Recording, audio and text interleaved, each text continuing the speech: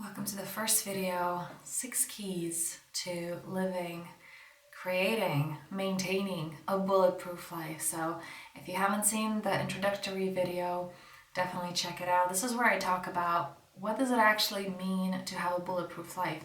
Not one that can be taken away from us when we get that health diagnosis or when we experience a heartbreak or when somebody that is important to us or that we love passes away. Those things can take us out of center. And that really just shows that we didn't have that center to begin with.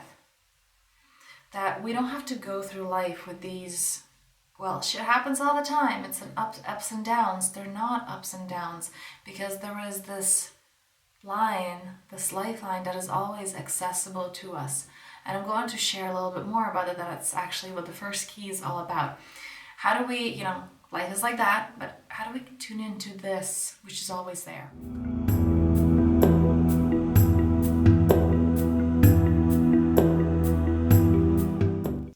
And I'm going to begin by sharing an example from a life of one of my clients. So this person came to me because they were actually, there was nothing wrong. They came to me, there was absolutely nothing wrong with their life, seemingly, right? Just like I shared that for me, when my father passed away and before that, it's like seemingly I had a picture perfect life and it's all great and everything's available to me. And turns out that was absolutely not the case. I wasn't able to see it. I wasn't able to admit just how miserable I was and that I wasn't living the life that I wanted to live and that I wasn't experiencing the level of personal freedom. I didn't even know what personal freedom was, okay? I didn't even know that connection is possible, that level of freedom is possible, because I felt like compared to everybody else, I lived a pretty good life. So this client came to me with pretty much the same thing until we got talking and until he realized just how much there was this potential. Because speaking with me, he realized, wait a second, is it possible to live differently? And I absolutely get that because, like I said, I didn't even know better was possible. I just see, well, I'm doing pretty well compared to everybody else. And this man, he had a fantastic job. He felt really good. He was pretty wealthy and pretty comfortable in his life. But there was something that was blocking him. He reached the level here that like, okay, I'm good, I'm comfortable. But he wasn't allowing himself to go higher. He wanted to, but somehow he would always cap himself at a particular level of income, at a particular place. And actually, when we finished our work together, his wealth improved even more. Like he was able to move forward with that which he really wanted. He moved into a new house of just his dreams, and it was just an incredible transformation. Even though it seemingly was looking like he had everything he wanted, but he never actually allowed himself to really ask, what do I really want? And this is the first key. I'm going to go into it, not just telling you what the first key is, but how do you implement this in your life? Because I want you to start applying this. I want this to be practical. I want this for you to take something out of it. So by the end of these 6 videos, you're like, this one. And here's a warning, don't try to apply all 6 at once, okay? Just focus on the one that you want to move forward with, and then move on to the next one when you've mastered that first one. So the first key is allowing yourself to ask, what do I really want? And there's so many, just hold on with this one because you would say, well, I know exactly what I want. Do you want what you want, or have you been taught into wanting it? I have been taught that, well, you're supposed to be happy with a family and kids, or when you buy this house, or when you make a particular amount of money, or when you go on those vacations, like that's when you've made it. Have you actually asked yourself, what do I want? You see, as children, we know exactly what we want. Like we're going to scream. We know what we want, right? But we're being told no. And sometimes, most of the time, we can't even understand why. But what that does mean to us, the meaning that we create, that we assign to these experiences, is that I know what I want. Oh, I'm told that I'm wrong. So therefore, what I want is not right. So therefore, maybe I don't know what I want. And we create this distrust within ourselves. Later, this is why so many of the people that I work with, they have trouble tuning into their intuition. They've been taught out of what they want for so long that getting comfortable with it, it takes relearning. That it's actually okay for you to ask what you want. I remember for myself in my journey, one of the teachers that I was working with, when we were doing this group exercise and really asking yourself what you want. And my mind did the most amazing thing, because I have a very strong ego, and the bypassing was insane. It used all of these spiritual concepts that was, well, one experience is not better than the other, or well, it's kind of the same being homeless or, living in a fantastic home, because they're just different experiences. One is not better than the other, and if you see one better than the other, then basically you're judging. So what you're teaching is wrong, is basically what I was telling my teachers. And that was my mind, my ego, majorly bypassing, because it felt so unsafe to go into what I want. Now, the later stage of that was, what do you want? It's like, okay, well, those things that I have to do, like my targets, let's say for a quarter, for the month, for those things that have to be done, the practical things. Because again, I didn't know how to allow myself to be comfortable enough to go into what do I really want. And I want to share an example with you, a story actually, as we were doing the work, just so you can see those kind of blocks that can be there without you even knowing.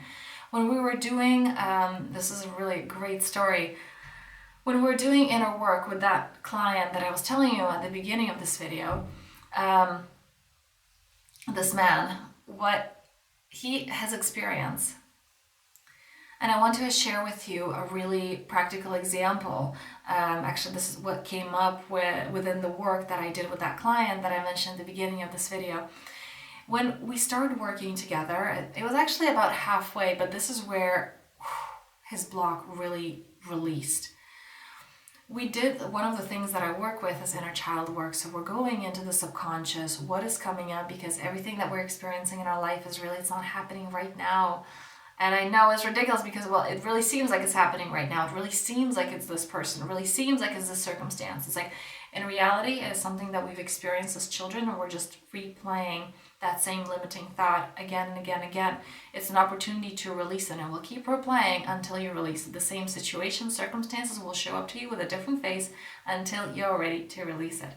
So as we were going deep with this client, going into where did this originate? That no matter how hard you work, you can't have what you want. And he shared a beautiful story. When he was young, he really, really, really wanted this chess set. It was a lot of money. He had to save up for it. He was getting allowance and he had to save up for it. And he finally had the money. He was so excited. And it was like one of those cheap little sets, but for, I think he was 8 at the time. For an 8-year-old, that was a big deal. That was a lot. He saved up. He could finally buy the chess set. And so he went and he bought it and he brings it home. He's so excited. And he shows it to his mom. And his mom says, well, that was selfish of you. It would have been nicer to give money so we can buy food. And it's not that they were struggling. I mean, he grew up in a family with several siblings, and it's not that they were living a luxurious life, but there was enough. It's not that they were lacking completely, but I mean, more money is always welcome, especially when you have a lot of kids. And that is when, so his mom didn't mean it in a negative way. However, maybe perhaps, again, I get this because as I'm telling my kids something, I understand how their mind could interpret things very differently. So it's not that the mother meant to put down her child. Maybe she wanted to teach him sharing and inclusion and considering others. However, what his mind interpreted was that it's not okay for me to give to myself, and I'm working, right? It's like he was saving up. He was so excited to save up his money for months.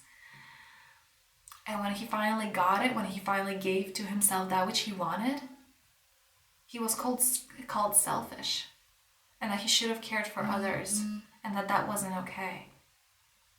So it's moments like this which may seem unreasonable, right? But reminder, your subconscious is the part of you that's controlling 75% of your life. It's nothing new. 5% of your day are new thoughts.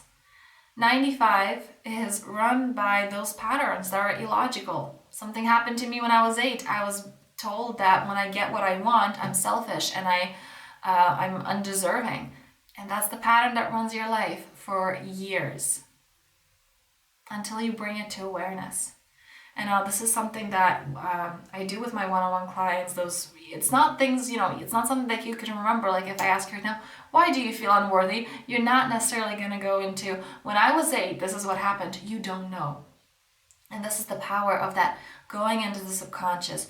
But what you can do from your place, so even though there are absolutely deeper blocks that are holding us from that which we want, a powerful thing to begin with is asking yourself, just getting used to asking yourself, what do I want?